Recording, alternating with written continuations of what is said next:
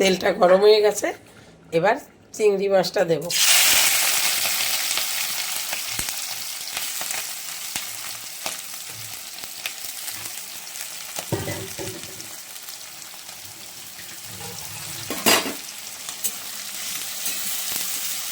একটু বেশি করে চিংড়ি দিয়ে পালং শাকটা ভাজলে এক পালং শাকেই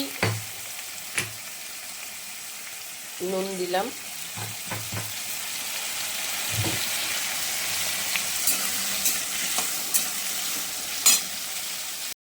চিংড়ি মাছটা ভাজা হয়ে এসছে। আমি হলুদ দিইনি, হলুদ দিলে তেলটা একটু ময়লা হয়ে যায়, তাই অল্প একটু হলুদ দিয়ে দিলাম, কারণ এই তেলে তো আমি পেঁয়াজ ভাজবো।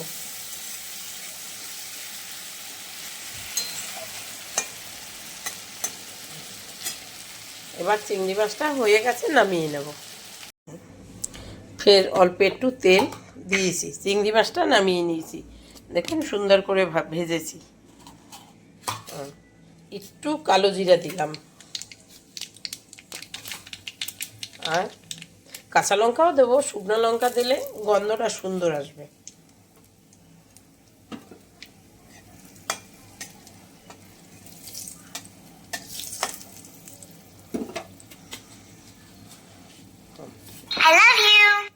এরপরে পেঁয়াজ দেব।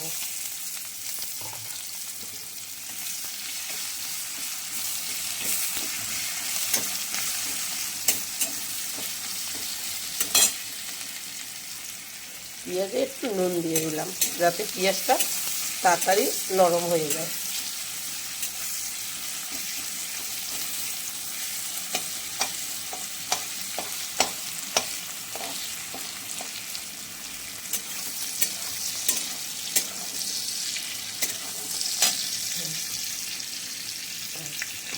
একটু রসুন দিলাম ছিঁচে, রসুনটা ছিঁচে দিয়েছি, আর কাঁচা লঙ্কা।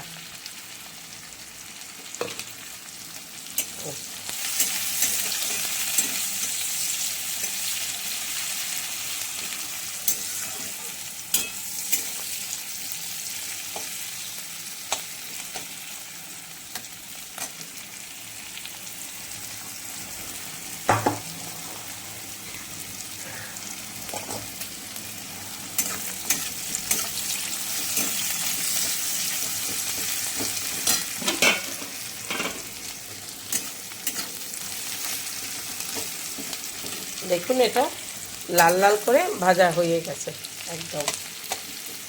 এবার আমি শাকটা দিয়ে দেব, পালং শাক।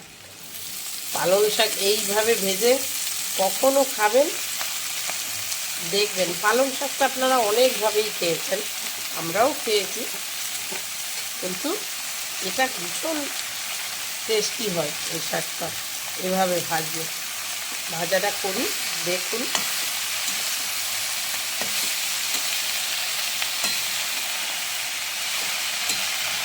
আবার রান্নাটা ছেড়ে কোথাও যাবেন না, দেখবেন আপনারা বন্ধুরা।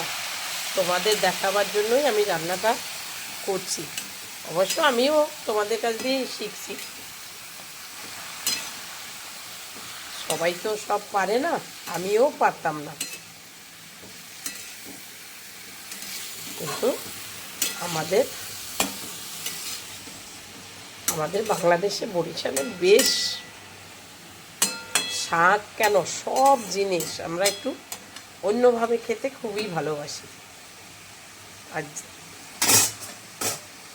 আমার ঠাকুমা সমস্ত জিনিস আপনি একবার ঠাকুমার হাতে খেলে মনে থাকবে যে খেয়েছি কিছু। দেখুন বন্ধুরা, আমার শাকটা হয়ে এসছে। এবার চিংড়ি মাছটা দিয়ে দেব। আমি একটু চিংড়ি মাছটা বেশিই দিলাম, যাতে এবার নামাবো। হয়ে গেছে একদম জুড়া জুড়া। আমি একটু চিনি দিয়ে দেব, শাক তো, শাকে একটু চিনি দিলে টেস্টটা অন্যরকম হয়। দেখুন পুরো জুড়ো জুড়ো হয়ে গেছে একদম। এই যে কি সুন্দর হয়েছে, একবার দেখুন। এইভাবে সত্যি বন্ধুরা একবার অন্তত খাবেন শাকটা ভেজে, পালং শাক। এবার আমি নামাবো, হয়ে গেছে। দেখুন কি সুন্দর হয়েছে শাক ভাজাটা। এক শাক ভাজাই খাওয়া হয়ে গেল।